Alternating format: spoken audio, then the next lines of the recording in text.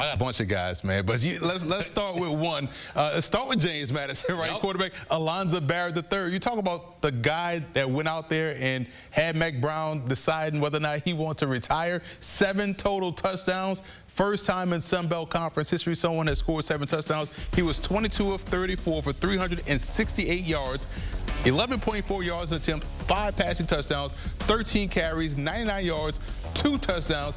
He is one of the winners. Have a day, kid. Have a day, kid, like you say. And how about Wink Martindale? Oh, yeah. Defensive coordinator for Michigan, 4 sacks, 8 TFLs, and had a defensive touchdown. We saw what they did, that USC offensive line.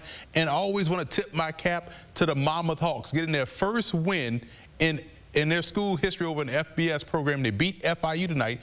Coach Kevin Callahan has been with that program since 1992. The program started in 1992. So this was his 184th win, and it came against an FBS opponent. Kudos to Coach Callahan, one of my favorite people in the sport. Yeah, Michigan's my obvious choice for the biggest winner. This team went to throwback offense with their season on the line in week 4 after losing to Texas big a couple weeks ago. Coming up with that 10-play drive late in the game and then topped off second touchdown on 4th and goal. Just huge for Sharon Moore.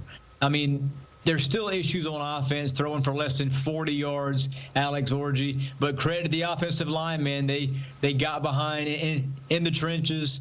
They ran the ball well, and they beat a pretty darn good, previously unbeaten USC team. So Michigan is not out of the Big Ten championship picture, not out of the playoff picture yet. Season was on the line here, and they got a big W against the Trojans. So North Carolina, a big loser, but Emory, who disappointed you the most in week 4? Laysai. How about Oklahoma State, man? Like, yeah. We joked a lot about Oklahoma State normally playing a bad game or laying an egg against a team like Tulsa, and they went out and dominated Tulsa from start to finish. Then they come out and lay the egg against Utah. Talk about an offense that was flat out ineffective. Passing game wasn't popping off. Run game still wasn't working like we thought it would coming into the season. And defensively, they gave up big plays in key spots on both sides of the ball. Run game, defense, this was a bad showing for Oklahoma State. And yes, they could still turn their season around, but today they were one of the biggest losers.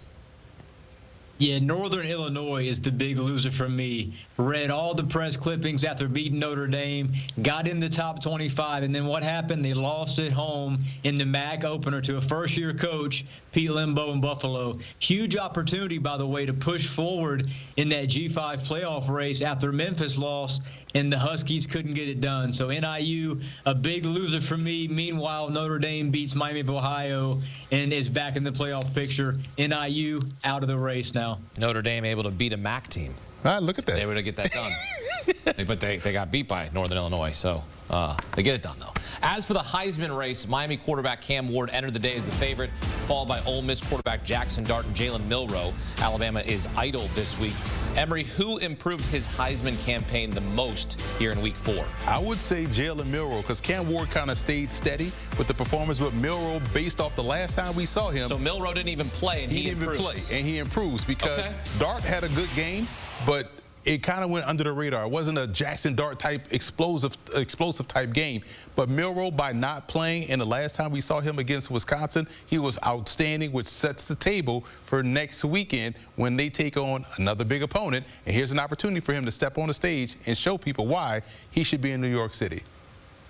I was going to say, Emory, we're going to see if Jalen Milroe has developed as a passer against UGA next week. My big-time winner, Heisman race, is Cam Ward, 404 yards, 3 touchdown passes against a USF team that had Alabama on the ropes with 5.5 minutes left a couple weeks ago. Very big game from Cam Ward. Another one of those heightened passing games where Miami needed every yard, and they put a 50-burger on USF. So Miami's 4-0, top 10 team, legit in my opinion, and Cam Ward right now is the favorite in that Heisman picture. Gino Torretta, the last player to win a Heisman at Miami. Should have been Marshall Faulk or Garrison Hurst. I would have accepted Garrison Hurst. He also won a Heisman. So, but Cam Ward, the favorite to win the Heisman at Miami as he continues his Heisman season. Brad Crawford, Emory Hunt here on CBS Sports HQ. Men, thank you.